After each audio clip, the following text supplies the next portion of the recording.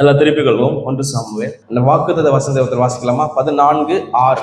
யோனத்தான் தன் ஆயுததாரியாகிய வாலிபனை நோக்கி, விருத்தசேதனம் இல்லாதவர்களுடைய அந்த தானியத்துக்கு போவோம் வா, ஒருவேளை கர்த்தர் நமக்காக ஒரு காரியம் செய்வார். அநேக பேரை கொண்டாயிரும் கொஞ்சம் பேரை கொண்டாயிரும் ரட்சிக்க கர்த்தருக்கு தடையில்லை என்றார். ஆமென். அநேகம் பேரை கொண்டாகிலும் கொஞ்சம் பேரை கொண்டா ரட்சிக்க கர்த்தருக்கு தடை. இந்த வசனம் சொல்லப்பட்டதான பேக்ரவுண்ட் என்னன்னு நம்ம அப்படியே பார்க்க போறோம். அது தியானிச்சுட்டு நான் ஏற்கனவே நேற்று காலையில மார்னிங் ஆன்லைன்ல நீ கலெக்ட் ஆனவங்களுக்கு இந்த ஒரு சில காரணம் ஷேர் பண்ணிட்டேன். தொடர்ந்து இந்த பேக்ரவுண்டை பார்த்துட்டு எந்த சூழ்நிலையில் இந்த வசனம் சொல்லப்பட்டது என்பதை நாம் தியானிக்க போறோம். இதை தியானிக்கும் பொழுது நம்மளுடைய வாழ்க்கையிலும் இக்கட்டான சூழ்நிலைகள் வரும் பொழுது கர்த்தர் எப்படி அற்புதங்களை செய்ய வல்லவர் என்பதை நீங்கள் உணர்ந்து கொண்டு பாடுகளும் உபத்திரங்களும் வரும் பொழுது நாம் சோர்ந்து போகாமல் முன்னேறி செல்ல வேண்டும். அல்லேலூயா. அதை நம்ம கற்றுக்கொள்ள போகிறோம். ஓகே, இந்த வசனம் அப்படியே இருக்கட்டும். அதுக்கு முந்தின பக்கம் திருப்புங்க. 1 சாமுவேல் 13வது அதிகாரம் 5வது வசனத்தை நாம் வாசிக்கலாம்.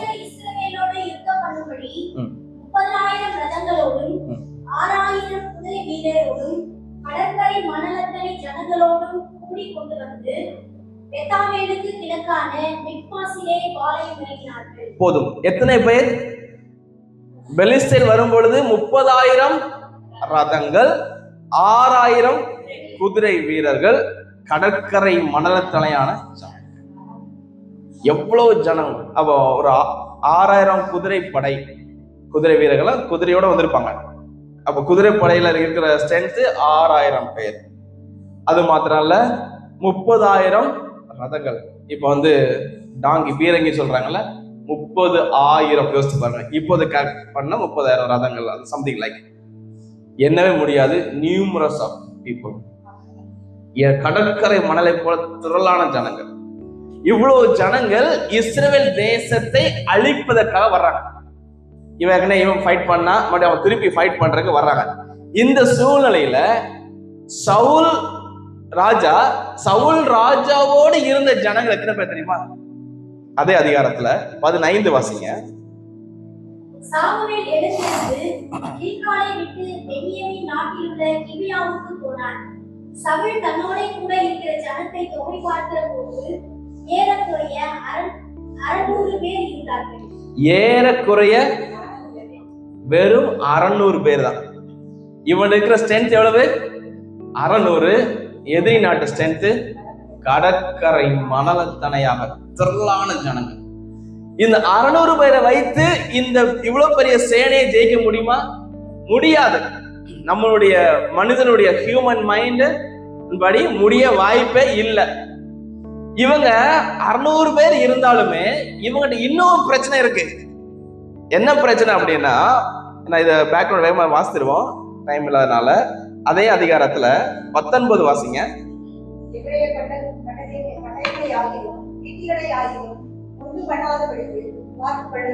பார்த்து கொள்ள வேண்டும். எபிரேயர்னா இஸ்ரவேல் ஜனங்கள் பார்த்து கொள்ள வேண்டும்.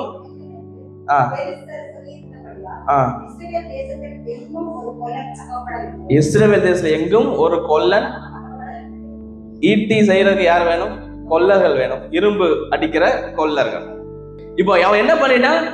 இஸ்ரவேல் நாட்டுல கொல்லர்களே இருக்கக்கூடாது அப்படி பார்த்துட்டாங்க. யாரு பார்த்தது? பெலிஸ்தர். ஏன்னா கொல்லர்கள் அவன் கொண்டு போயிருப்பான்னு நினைக்கிறேன். இப்போ புதுசா ஆயுதங்களை தயாரிப்பதற்கு எந்த வாய்ப்புமே இல்லை. ஜனங்களும் சவுல் போயிட்டு இருப்பான். திரளான ஜனங்கள், இஸ்ரவேல் நாட்டுல லட்சக்கணக்கான மக்கள் இருக்காங்கல்ல, பின்னாடி தான் வந்தாங்க. திடீர்னு திரும்பி பார்த்தா வெறும் 600 பேர் தான் இருக்காங்க. எல்லாரும் ஓடியே போயிட்டாங்க. அங்கங்க காடுகள் மலைகள் போய் ஒளிந்து கொண்டார்கள். அது அந்த அதிகாரத்துல வாசித்து பாருங்க. வெறும் 600 பேர் திரும்பி பார்த்தா இருக்காங்க. 600 பேர் தான். 600 பேருக்கும் அவங்க ஆயுதம் வச்சிருப்பாங்கல்ல, அந்த ஆயுதங்களை தீட்டுறதுக்கு, அதை சாணை பிடிப்பதற்கு, அதை ஷார்பன் பண்றதுக்கு யாரும் இல்ல, கொல்லர் இல்ல. புதுசா உருவாக்கினாலும் கொல்லர்கள் அங்கே இல்லை. இப்போ அடுத்த வசனம் வாசிங்க. 20. தங்கள் மண்வெட்டிகளையும் தங்கள் கோடாரிகளையும் தங்கள் கடப்பாறைகளையும் தீட்டி கூர்மையாக்குகிறதற்கு பெலிஸ்தரிடத்திற்கு போக வேண்டியதா இருந்தது. இவங்கிட்ட ஆயுதங்கள் ஒண்ணும் இல்ல, கடப்பாறை அந்த வெட்டுறதுக்கு, மண் வெட்டுறதுக்கு, ஆமா கோடாரி எல்லாம் இருக்கு, மரம் வெட்ட. இத கூட தீட்டுனா யார்கிட்ட தான் போனோம்? பெலிஸ்தியர்கிட்ட தான் போனோம். ஏன்னா கொல்லர்கள் அங்கதான் இருக்கிறாங்க. சாதாரணமாக விவசாயம் பார்ப்பதற்கு தேவையான கோடாரியா இருக்கலாம், அல்லது மண்வெட்டியா இருக்கலாம், கடப்பாறையா இருக்கலாம். இது வந்து யுத்தத்துக்கு பயன்படுத்தக்கூடிய ஆயுதங்கள் அல்ல. இது விவசாயம் பார்க்கறதுக்கு பயன்படுத்தக்கூடிய ஆயுதங்கள். இதை தீட்டன எங்கதான் போறாங்க? பெலிஸ்தியருக்கு தான் போறாங்க. அப்ப பெலிஸ்தியருக்கு ஏற்கனவே தெரியும் இங்க எந்த கொல்லர்களும் இல்லை. ஏதாவது புதுசா ஆயுதம் உருவாக்கணும் எங்கதான் வரணும்? நம்மகிட்ட வரணும். நம்ம நாடு 4 ரஃபேல் விமானங்களை வாங்கியது. 4 3 யார்கிட்ட இருந்து வாங்கினது? பிரான்ஸ் நாட்டுல இருந்து வாங்குறோம். அப்புறம் பிரான்ஸ் நாட்டுல இருந்து வாங்கி சைனா பக்கத்துல 3 4 தெரியல, சைனா பார்டர்ல 1, ஜம்மு காஷ்மீர் அப்படியே 2 அங்கங்க நிப்பாட்டி வச்சிருந்தாங்க. இப்போ இதுல யாரு பெரிய ஆள்? ரஃபேல் விமானத்தை வாங்கின நம்ம பெரிய ஆளா? ரஃபேல் விமானத்தை வித்தவன் பெரிய ஆளா? வித்தவன் தான் பெரிய ஆள். ஆனா அவன்கிட்ட அதோட பயங்கரமான ஆயுதம் அவன்கிட்ட கண்டிப்பா இருக்கும். நம்ம ஒருத்தருக்கு ஒண்ணு கொடுக்குறோம்னா இது ரஃபேல் வந்து பயங்கரமான இதா சொல்லுவாங்க இந்தியாவில். அதை வச்சுட்டு நம்ம பீத்திர பெருமை அவர் சொல்லுவாங்கல்ல, அவன் கொடுத்தவன் எவ்வளவு பெரிய ஆளா இருப்பான், கிங்கா இருப்பான் இல்லையா? அதே மாதிரி இவன் பாருங்க, தீட்டுறதுக்கு அங்கதான் போக வேண்டியிருக்கு. இதான் சிச்சுவேஷன். வெறும் 600 பேர் தான், கொல்லர்கள் இல்ல, புதுசு ஆயுதங்கள் உருவாக்கவும் முடியாது. இருக்கிறது போதும் எதுக்கு? கடப்பாரியும் மண்வெட்டியும் ஆக்ஸ் தான் இருக்கு. இதை வச்சு ஒண்ணுமே யுத்தம் பண்ண முடியாது. அடுத்த பக்கத்து இருப்புங்க, கடைசி வசனம் 22 வாசிங்க.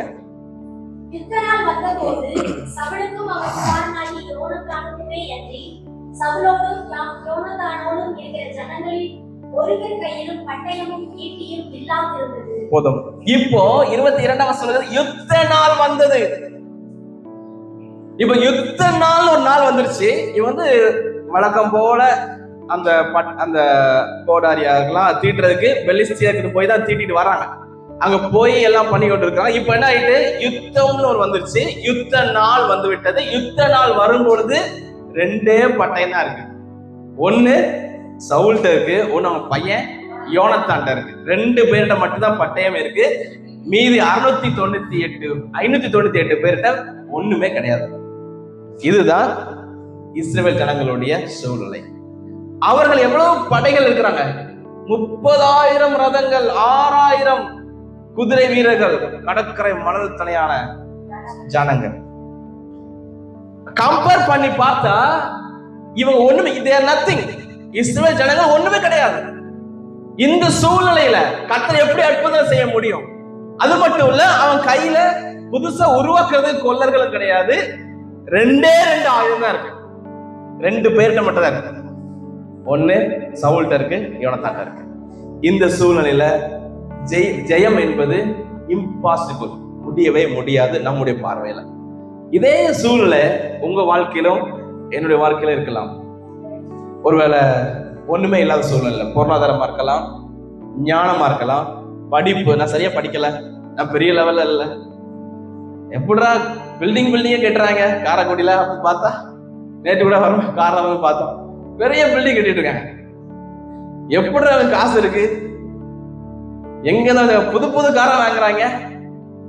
நம்ம வாடகை கட்டுறதுக்கு யோசிக்கிறோம், கடன் வாங்க வேண்டியிருக்கு. இந்த மாதிரி சூழ்நிலைகள் நம்ம இஸ்ரவேல் ஜனங்களை போல ஒன்றுமில்லாத சூழ்நிலை நம்ம இருக்கலாம், இருந்து கூட தான் இருக்கிறோம்.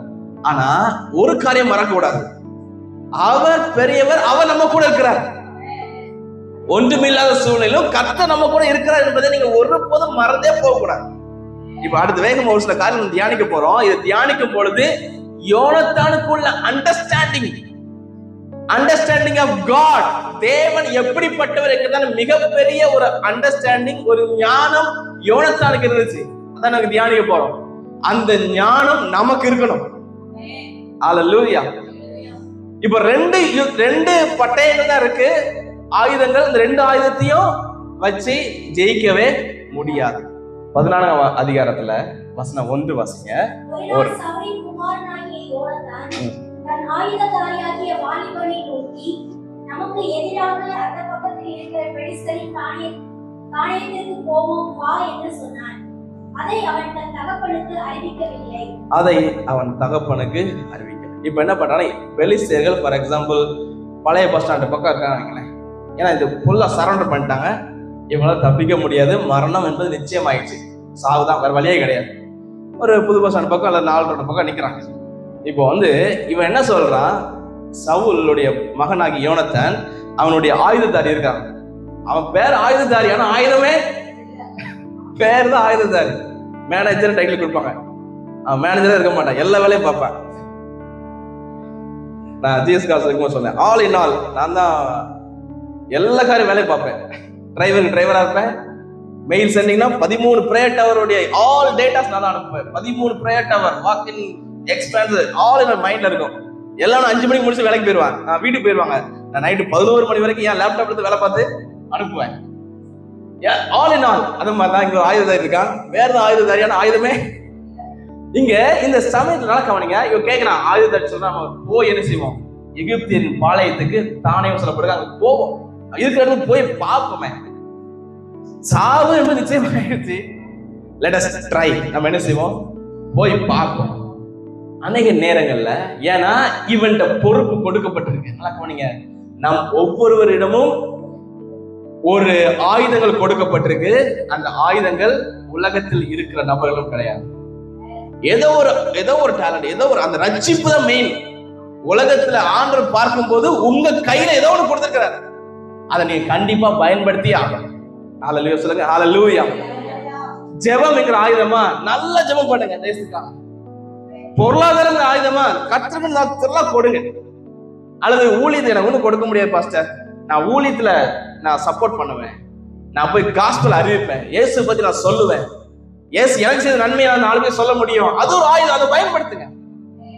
வீட்டை விட்டு வெளில போக முடியாது, போன்ல சொல்ல முடியுமா, நண்பர்களுக்கு போனை போட்டு இயேசு பத்தி சொல்லுங்க. ஒண்ணும் முடியாதா, ஃபேஸ்புக் அக்கௌண்ட் ஓபன் பண்ணி ஃபேஸ்புக்ல இயேசு நல்லவர் போடுங்க, லைவ் போடுங்க. லைவ்ல இயேசு நல்லவர், மனம் திரும்புங்கள் சொன்னா எவனா கழுத பிடிக்க போறானா, எவனும் பிடிக்க. Let us speak online. எவ்வளவு பெரிய ஓபன் சோர்ஸ் நமக்கு இருக்கு, ஃபேஸ்புக் இருக்கலாம், இன்ஸ்டாகிராம் இருக்கலாம். சோ ரீல்ஸ் பார்க்கிறது நம்ம யூஸ் பண்றோம், ஆனா ரீல்ஸ் போடுறதுக்கு நீங்க யூஸ் பண்ணுங்க. இயேசு பத்தி சொல்லுங்க. ஏதோ ஒரு தாளந்துக்கு உங்களுக்கு கொடுத்துருக்காரு, அந்த தாளந்து கண்டிப்பா பயன்படுத்தி ஆகணும். அதை பயன்படுத்துறது யோனத்தான். சவுல் கூட பயந்து உள்ள இருக்கான். யோனத்தான் சொல்றான், அப்பாட்ட சொன்னா என்ன செய்வாரு, போக வேண்டாம், அது சிக்கலு, 4 காரியம் பேசுவாரு. அப்பாட்ட சொல்லவே நம்ம 2 பேரும் போவோம். இப்ப வசனம் 6 வாசிங்க. யோனத்தான்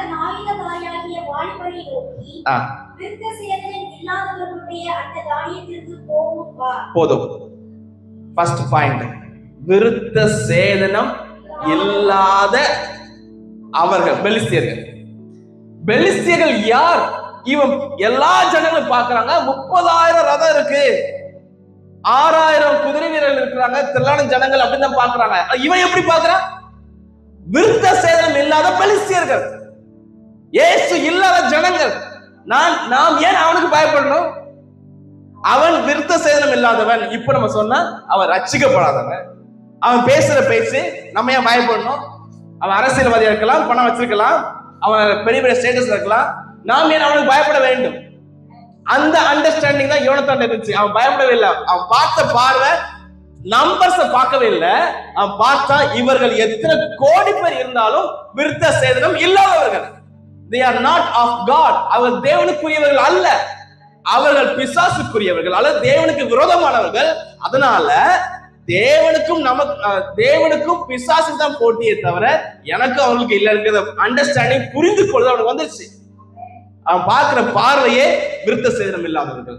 தாவீது கோலியத் சம்பவத்துல பார்க்கிறான், விருத்த சேதனம் இல்லாத கோலியத். அப்போ நம்ம பார்க்கும் போது எப்படி பார்க்கணும்? இயேசு இருக்கிறாங்களா இல்லை. நம்மளோட எதிர்க்கான வைங்களேன், அவன் அபிஷேகம் பண்ணப்படாதவன்னா நீங்க என்ன செய்யணும்?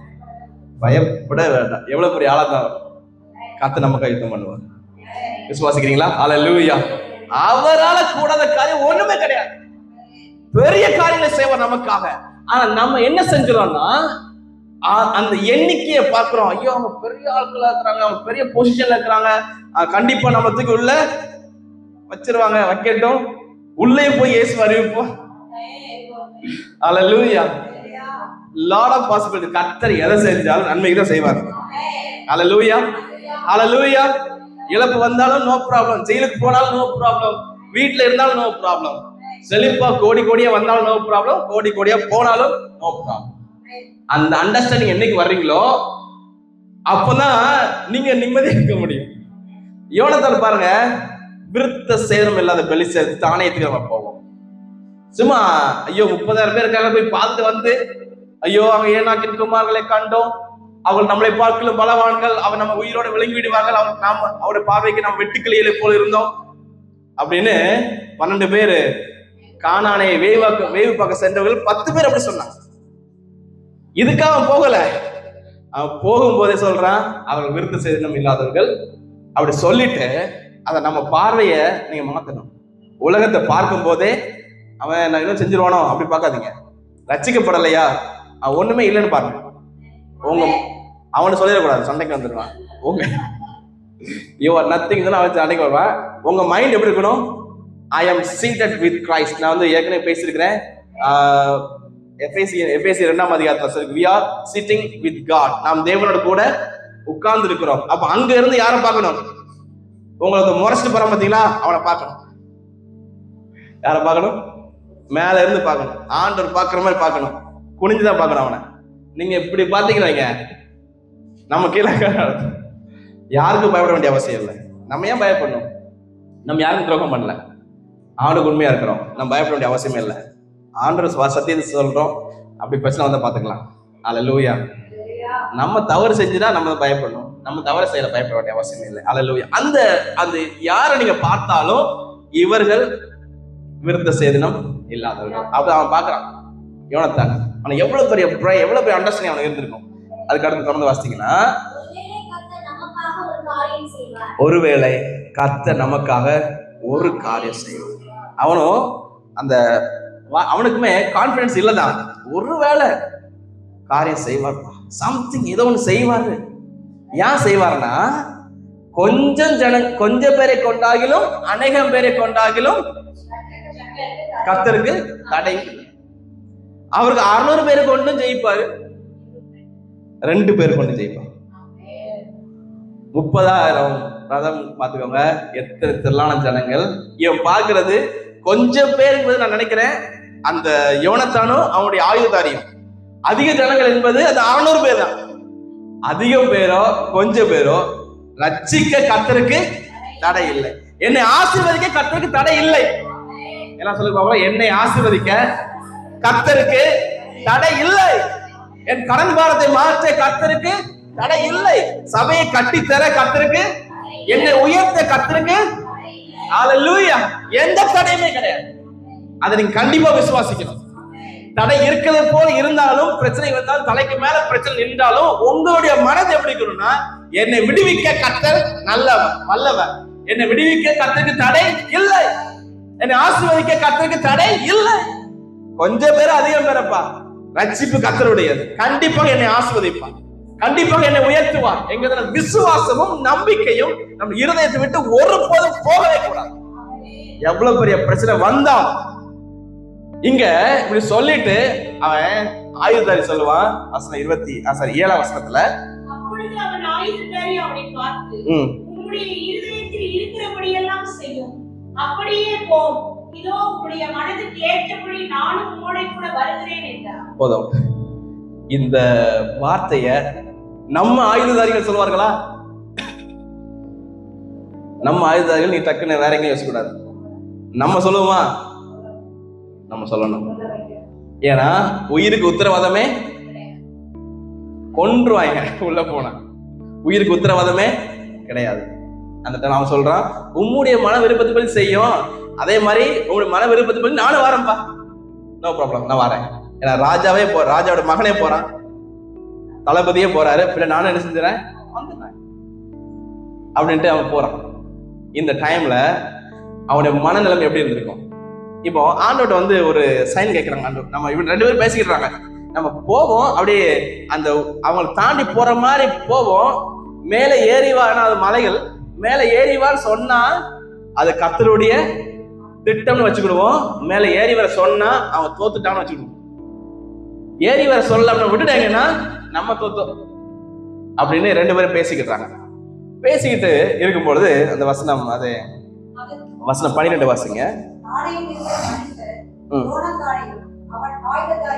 பார்த்து எங்களிடத்துக்கு ஏறி வாருங்கள், உங்களுக்கு புத்தி கற்பிப்போம் என்றார்கள். போதும். இவன் என்ன சொன்னா, மேல ஏறிவான்னு கூப்பிட்டாலே போதும்பா, கர்த்தர் ஜெயத்தை கொடுத்துட்டாரு. இப்போ கரெக்டா அப்படி நடக்கு.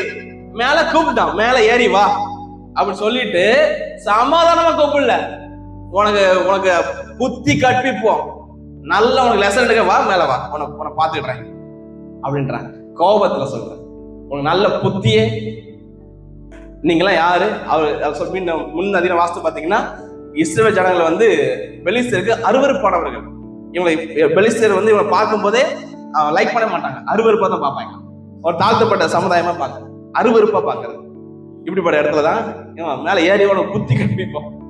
என்னடா பண்றீங்க, எங்க இடத்துல தொடுறீங்களா அப்படின்னு புத்தி கட்டு மேல ஏறி. அப்ப சொல்லும் பொழுது கூட ஐயோ என்னடா நம்ம நினைச்சோம் மேல சமாதானமா மேல ஏறி வர சொல்லலாம்னு பார்த்தா கோபத்தோடு கூடுறான்னு சொல்லி வேணுச்சுல டென்ஷனே ஆகல. தொடர்ந்து வாசிங்க.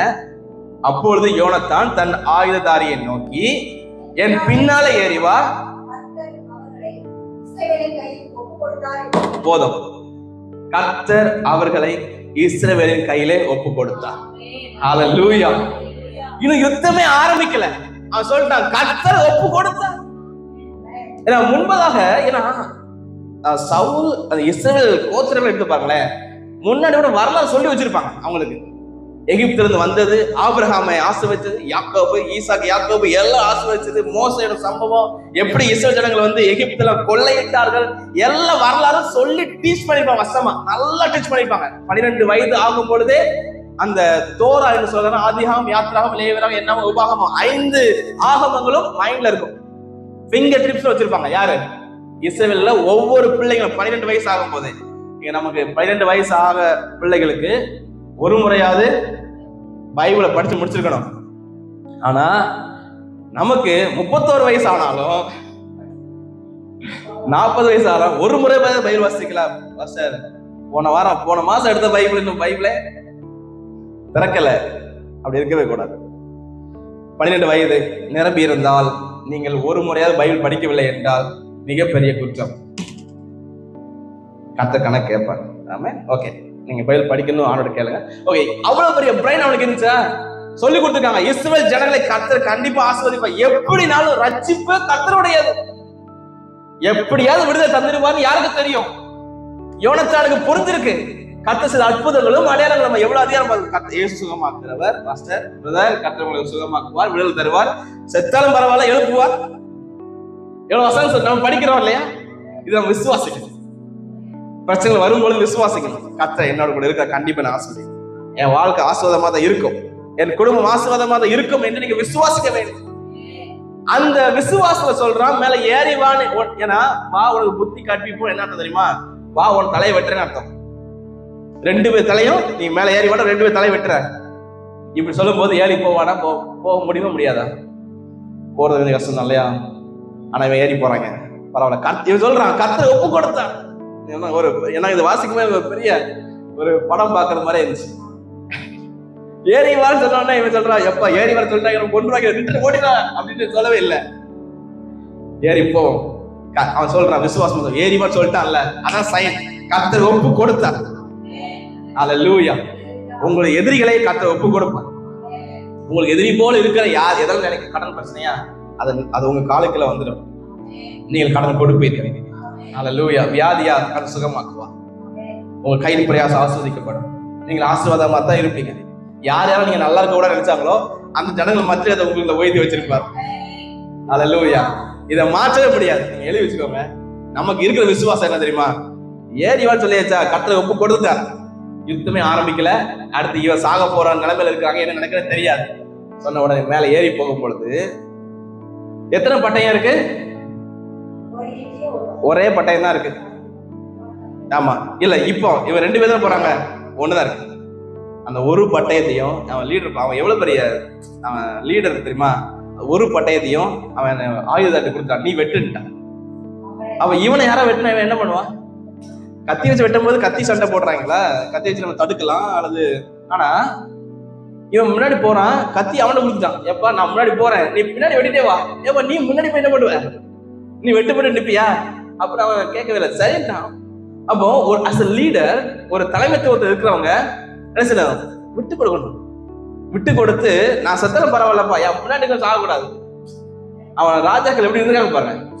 அவர் ஒரு பெருந்தன்மையா ஆயுதத்தை எடுத்த கையில கொடுத்தான். ஆயுதத்தாரி நீ வெட்டு. அவனும் யுத்த வீரன், அவனை கொடுத்து நீ வெட்ட சொல்லிட்டு இவன் போகும்போது இதான் கர்த்தர் செய்கிற செயல். நல்லா கவனிங்க, கர்த்தர் என்ன செஞ்சாருன்னு பாத்தீங்கன்னா வசனம் 13 நல்லா தெளிவா வாசிக்கலாம்.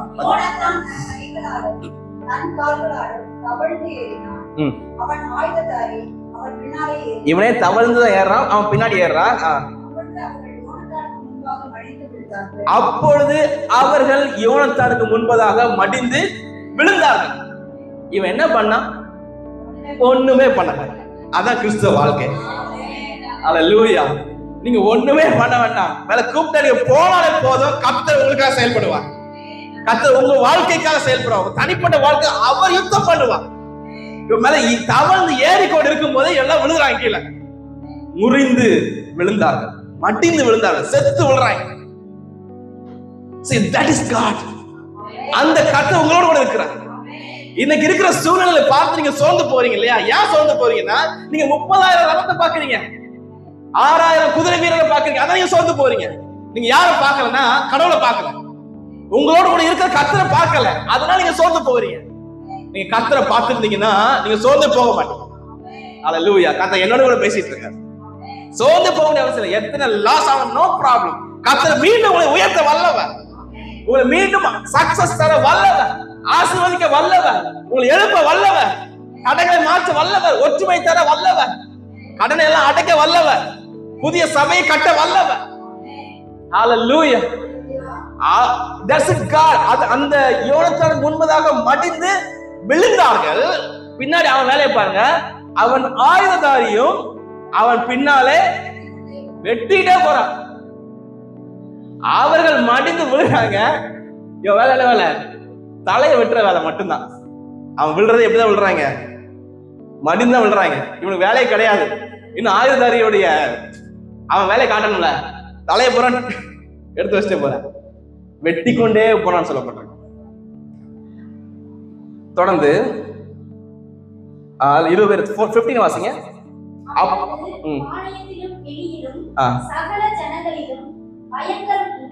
பாளையத்திலும் வெளியிலும் சகல ஜனங்களும் பயங்கரம் உண்டாய். 2 குரூப் பாருங்க. தானயத்துல அங்க ஒரு குரூப் இருக்கிறாங்க, மேலும் கொள்ளையிட போயிருக்காங்க. யார? இஸ்ரேல் தேசத்தை கொள்ளையிடுறதுக்கு ஒரு குரூப், 2 குரூப் போயிருக்காங்க. திகில் அடைந்தார்கள், பூமி அதிர்ந்தது, தேவனால் உண்டான பயங்கரமா. நம்முடைய தேவன் யுத்தம் பண்றாருன்னா அதை நீங்க ருசிச்சு பார்க்கணும். You be still and know that I am God. நீங்கள் அமர்ந்திருந்து நானே தேவன். Be still. அந்த வசனம் அழகா சொல்லலாம். Be still. அமைதியா இருக்க. பிரச்சனை வரும்போது நம்ம தான் அங்கிட்டு ஓட்டணும். டென்ஷனே ஆகக்கூடாது. விசுவாசிக்கிறவன் பதறா. கர்த்தரே அவரை விசுவாசிக்கிற என்ன செய்யக்கூடாது? பதட்ட வந்தா விசுவாசம் குறைஞ்சிட்டு. எவ்வளவு பிரச்சனை வந்தாலும் be still, ரிலாக்ஸா இருங்க. கர்த்தர் யுத்தம் பண்ணுவார். நீங்க யுத்தம் பண்ணினா அவர் அமைதியா இருப்பார். நீங்க அமைதியா இருந்தீங்கன்னா அவர் யுத்தம் பண்ணுவார். அவர்கள் 20 பேர் விழுறாங்க, செத்து விழுறாங்க. இவன் ஆயுதம் வெட்டிக்கிட்டே போறான். அது மட்டும் இல்ல, 2 குரூப் இருக்கிறாங்க. அங்க ஒரு குரூப் இருக்கு பெலிஸ்தியர்கள, அங்க குரூப் இருக்கிறாங்க, இன்னொரு குரூப் கொள்ளையிட போறாங்க. 2 குரூப் மத்திய திடீர்னு பயம் உண்டாயிட்டு. ஒரு சிலருக்கு நமக்கே பயம் உண்டாகும் தெரியுமா? நல்லதா இருப்போம், திடீர்னு பயம் உண்டாகும். நாளைக்கு எப்படி வீட்டு வாடகை கட்ட போறோம், நாளைக்கு 10ஆம் தேதி ஆகுது, ஒரு பயம் திடீர்னு வருது பாத்தீங்களா? அந்த மாதிரி பயம் வரும். அந்த பயம் எப்படி வருது? ஆட்டோமேட்டிக்கா வருது பாத்தீங்களா? அதே மாதிரி அவங்களுக்கு ஒரு பயம். எப்படி பயம்னா, ஒருவேளை அவங்க ஜெயிச்சிட்டாங்கன்னா, ஒருவேளை 30,000 பேர் நம்ம வந்திருக்கிறோம். ஆமா, இதுல ஆர்மி பீப்புள் அல்ல மில்லியன்ஸ் ஆஃப் பீப்புள், கோடிக்கணக்கான மக்கள் வந்திருக்கிறோம். இதை விட அவங்க 2 கோடி மக்கள் வந்திருந்தாங்க, என்ன பண்றது அப்படின்னு வச்சு பயம் வந்துடும். ஏதோ ஒரு கலக்கம், திடீர்னு பூமி எதிர்த்து உண்டாகுது. கவனிங்க, ஆண்டவர் வந்து இருதயத்தை தொட்டான்னு வைங்களேன், உங்க விரோதி எல்லாம் கால் வந்து விழுந்துடும். ஒரு வினாடி, ஒன் ஃபிராக்ஷன் ஆஃப் செகண்ட் என்ன, ஒரு வினாடி போதும். உங்களுக்கு நீங்க சில நேரத்துல நீங்க யோசிக்கிறீங்க, உங்களுக்கு விரோதமா பேசுறவங்க, உங்களை பகைக்கிறவங்களை பார்த்து நீங்க ஏன் பயப்படணும்? நீங்க பயப்பட்டு அவனை பத்தி நீங்க பேச வேண்டிய அவசியம் இல்லை. உங்களை வந்து முறைச்சிட்டு போறானா, முறைச்சு போட்டோம். நீங்க அதை வந்து அவங்க உங்க அம்மாட்ட சொல்லி, உங்க அம்மா 4 பேர்ட்ட சொல்லி, ஐயோ நான் எங்க வீட்டுல நடக்க சொல்லல, பொதுவாக சொல்லுவேன், அங்க சொல்லி அக்கா வீட்டுல சொல்லி மாமா வீட்டுல சொல்லி அவங்க இன்னொரு ஐடியா கொடுப்பாங்க. நீ முறைச்சா நீ திருப்பி முறைக்கணும் அப்படின்னு சொல்லி கொடுப்பாங்க. பாத்தீங்களா, அங்கதான் 7:30 ஆரம்பிக்குது. என்ன காரணம்? என்ன காரணம்னா, அவன் முறைக்கும் பொழுது கர்த்தர் பார்த்துக்கொள்வார்னு விட்டுட்டீங்க, ரிலாக்ஸா விட்டுட்டீங்களேன், பிரச்சனை இல்லை. யார்கிட்டையும் நான் அநேக காரியங்கள் என் மனைவிட்ட கூட சொல்றது இல்லை, என் ஃப்ரெண்ட்ஸ் கூட சொல்றது இல்லை, எனக்குள்ளதான் இருக்கும். என்ன எத்தனை பேர் முறைச்சாலும் no problem, God will take care. நான் எதை குறித்து கவலைப்படுறதே கிடையாது. ஒரு நாள் கவலைப்பட்ட உண்டு. ஆனா ஒவ்வொரு ஸ்டேஜ், ஒரு சில டைம்ல இப்போ சில பிரச்சனை வரும்போது கொஞ்சம் கவலையா தான் இருக்கும். ஆனா அதை மேற்கொண்டு வர அந்த உதவி செய்வார். எப்போ? ஜெபத்திலையும் வேத வாசிப்புல தான். பைபிள வாசிச்சு கோவம் வந்து வைங்களேன், 10-20 அதிகாரம் மொத்தம் உட்காந்து வாசிக்கிறேன். கோவம் வந்து நான் விடிய பயிர் வாசிப்பேன். முடிச்சிருக்கணும்ட்டு சும்மா முடிச்சிருக்க கூடாது, அதை யூஸ்ஃபுல்லா பயன்படுத்த பயிர் வாசிக்கிறேன். அப்படி வாசிக்கிறேன். கோவம் வந்துட்டுனா சாப்பிடாம இருக்க கூடாது. அதை ஒரு பேர் சொன்னாங்க, கோவம் வந்துட்டா நானும் என் தம்பியும் போய் நல்லா சிக்கன் பிரியாணியை சாப்பிடுவோம். கோவம் வந்தா நாங்க என்ன செய்யணும்? நல்லா சாப்பிடணும். அது வரைக்கும் சாப்பிடாம இருந்துட்டு கோவம் வந்தா தான் சாப்பிடணும். ஓகே, கர்த்தர் நம்மளோட பேசிட்டு இருக்கிறாரு. யார் உங்களுக்கு விரோதமா வர்றாங்களோ அவங்கள பார்த்து அவங்கள பத்தி பேசி உங்க டைம் வேஸ்ட் பண்ணாதீங்க. நீங்க ரிலாக்ஸா இருங்க, கர்த்தர் உங்களுக்கு யுத்தம் பண்ணுவார். இவன் கையில ஆயுதமே இல்லாம சும்மா போனாலே ஆசீர்வாதம் தான். அல்லேலூயா. நம்ம ஸ்டெப் எடுத்து வச்சாலே ஆசீர்வாதம் தான். அங்க கவலையே படக்கூடாது. அவர் நம்ம யுத்தம் பண்ணுவாரு. அவள் முறிந்து மடிந்து விழுந்தார்கள், செத்து விழுவாய்க்கால. கவலைப்படாதீங்க. நீங்க செய்ய வேண்டிய காரியம், பல முறை பேசிட்டேன், யூ ஹேவ் டு ஃபர்கிவ். அவங்க காலை விழும்போது மன்னிச்சிடணும்னா, நீங்க ஆயுதமா வெட்டிடக்கூடாது. நீங்க மன்னிக்கிற இயேசுவை போல நீங்க மன்னிக்கணும். ஓகே, அது ஒரு பக்கம் இருக்கட்டும். அப்ப இந்த சம்பவம் புரிஞ்சுட்டு நினைக்கிறேன். கர்த்தர் என்ன பண்ற? இப்போ 6ஆம் வசனத்தை மீண்டும் வாசிக்கலாம். யோனத்தான் தன் ஆயுததாரியாகிய வாலிபனை நோக்கி, விருத்த சேதனம் இல்லாதவர்களுடைய அந்த தானியத்திற்கு போவோம். விருத்த சேதனம் இல்லாதவர்கள் ஒருவேளை கர்த்தர் நமக்காக ஒரு காரியம் செய்வார். நமக்காக ஒரு காரியம் செய்வார். அநேக பேரை கொண்டாலும் கொஞ்சம் பேரை கொண்டாலும் ரட்சிக்க கர்த்தருக்கு தடை இல்லை. ஹல்லேலூயா. அவர்கள் யார் உங்களுக்கு தெரியணும், கர்த்தர் யாருன்னு தெரியணும். அவளுக்கு விருத்த சேதனம் இல்லாதவர்கள் கர்த்தர் ரட்சிக்கிறவன். கொஞ்சம் பேர் 1000 பேர் ஆளை எழுட்டாலும் பரவாயில்லப்பா, கல்லு பேசும். ஆளை இல்லையா, கழுத பேசும். என்னன்னாலும் செய்வார் அவர். அவர் we can understand God. நாம் கடவுளை புரிஞ்சு கொள்ளவே முடியாது. மகத்துவமான கர்த்தர். கழுத பேசினா தான் உங்களுக்கு 1 லட்சம் வரும்னா கழுதையும் பேசும், சொப்பனதான் பேசுவார். அவர் அவரை நீங்க புரியணும். புரிஞ்சுட்டீங்கன்னா டென்ஷனே ஆக மாட்டீங்க. அது மட்டும் இல்ல, ஒருவேளை கர்த்தர் நமக்கு ஒரு காரியம் செய்வார். ஆமே, அதான் நீங்க வாக்குத்தத்தம். கர்த்தர் நமக்கு ஒரு வேலையை விட்டுருங்க, கர்த்தர் நமக்கு ஒரு காரியம் செய்வார். ஆமே, கண்களை மூடுவோமா? ஒருவேளை கர்த்தர், எல்லாரும் ஆண்டு சமூகத்துல கண்களை மூடி, எல்லாரும் கண்களை மூடி, யாரும் பேச வேண்டாம், கண்களை மூடி ஆண்டு கேளுங்க பார்க்கலாம். ஒருவேளை கர்த்தர் நமக்கு ஒரு காரியம் செய்வார். விருத்த சேதனம் இல்லாத பெலிஸ்தியர்கள் அழிவார்கள். கொஞ்சம் பேரோ அதிகம் பேரோ ரட்சிக்க கர்த்தருக்கு தடையே கிடையாது. ரட்சிப்பு கர்த்தருடையது. 1%, 2% பீப்புள் தான் இருக்கிறோம் கிறிஸ்தவ மக்கள், நோ ப்ராப்ளம். ரட்சிக்க கர்த்தருக்கு தடையே கிடையாது. அந்த அவனுடைய யோனத்தான் கரங்களை கொடுக்கப்பட்ட அந்த ஒரு பட்டயம், அதை பயன்படுத்தினா என்ன தியானிச்சோம்? உங்கள் கரங்கள்ல எந்த பட்டயத்தை கர்த்தர் கொடுத்திருக்கிறாரோ அந்த பட்டயம் தேவ ராஜ்யத்தின் வளர்ச்சிக்காக, தேவ ராஜ்யம் கட்டப்படுவதற்காக அந்த பட்டயம் பயன்படுத்தப்பட வேண்டும். இப்ப ஒரு சிலருடைய இருதயத்துல கர்த்தர் பேசி கொண்டிருக்கிறார். நான் சப்மிட் பண்றேன்ப்பா, நான் சப்மிட் பண்றேன். சொல்லுங்க, ஆண்டவரே, அந்த நான் பயன்படுத்துறேன்ப்பா, நான் கண்டிப்பா பயன்படுத்துவேன். நான் பயன்படுத்துவேன் ஆண்டவரே. ஏறி வா, உனக்கு புத்தி கற்பிப்போன்னு சொன்னாங்க. ஆனா கர்த்தர் என்ன பண்ணாருன்னு தெரியல, அப்படியே செத்து விழுறாங்க.